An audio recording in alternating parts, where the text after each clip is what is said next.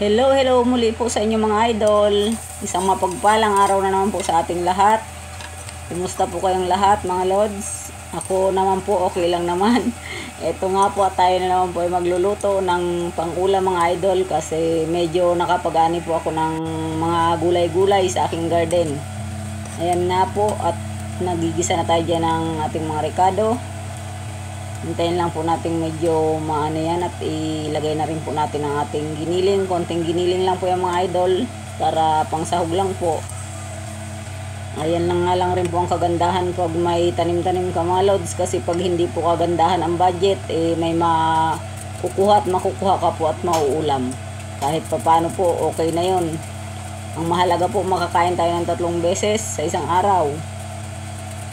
At yan po ay isa sa aking mga pinagpapasalamat sa Panginoon mga idol, na ako po ay nakakapagtanim at tumutubo naman po kahit papano. Kahit sa sobrang init po mga idol, ang aking tinatanim ng mga kamatis na malalaki nagiging cherry tomato na. At ang aking pong mga bell pepper hindi masyadong lumalaki ang mga bunga mga idol, pero okay pa rin po, nagagamit naman. Ayan, at nilagyan ko na nga rin po yung aking giniling ng mga pampalasa mga idol. May paminta na po yan, may pampalasa, magic po yun. At igigisa ko nga lang po ng maayos yan hanggang sa maluto yan mga idol. Magisa-gisa lang po tayo ng gulay. Ayan, nilagyan ko nga rin po ng maliit lang na oyster. Isa rin po talaga ang oyster sa nakakapagpalasa sa mga ginisa-gisa lang na mga gulay mga idol. Simpleng ulam lang po yan, pero okay po yan. Masarap po yan at masustansya pa. Bagong ani lang talaga po ang kanyang gulay. Isa po ang pagtatanim mga lods sa aking mga pampatanggal stress sa maraming mga isipin. Nilalayasan ko po yung mga problema na yung mga lods. Wag po natin yung tambayan. Bahala silang mga problema sa atin. Basta magluto-luto lang ako.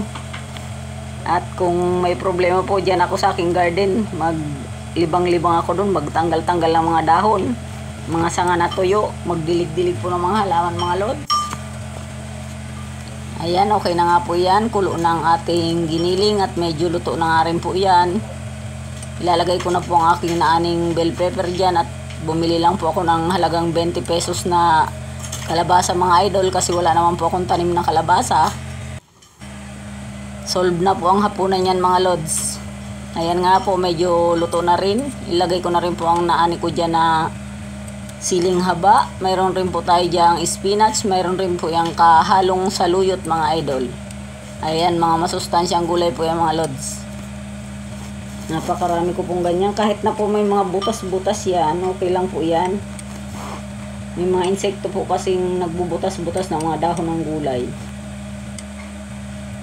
Mahalaga po makaraos ang ating hapunan.